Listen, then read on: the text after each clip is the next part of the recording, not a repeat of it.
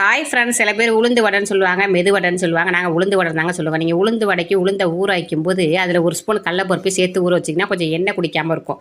1 மணி நேரத்துக்கு மேலே உளுந்த ஊற வைக்கக்கூடாது. தண்ணியை நல்லா வடிச்சிட்டு மிக்ஸி ஜாரில் சேர்த்துட்டு 1 ஸ்பூன் அளவு தண்ணி ஊற்றி அரைச்சி எடுத்துகிட்டு வந்துடுங்க.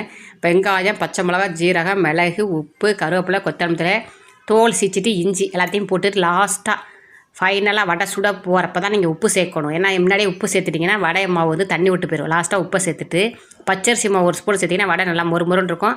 நல்லா அடித்து பிசைஞ்சிட்டு கையில் தண்ணியை தொட்டுக்கிட்டு அப்படியே எடுத்து எண்ணெயை ஹீட் பண்ணிவிட்டு அப்படியே போட்டுவிடுங்க. கொஞ்சம் செவந்து வர வரைக்கும் அடுப்பை சிம்மில் வச்சுட்டு நல்லா இப்படி பிரட்டி விட்டு எடுத்திங்கன்னா நல்லா மொறுமொருன்னு இருக்கும். எண்ணெய் குடிக்காமல் இருக்கிறதுக்கு கடலை பருப்போட உறவிங்க. வடை மொறுமொருன்னு இருக்கிறதுக்கு லாஸ்ட்டில் பச்சரிசி மாவை சேருங்க. இது ரெண்டையும் சேர்த்து நீங்கள் வடையை சுட்டு பார்த்தீங்கன்னா வடை வந்து சாப்பிட்றப்ப நல்லா மொறுமொரு இருக்கும். நல்லா செவந்து நல்லா கலர்ஃபுல்லாக ஒரு வடை.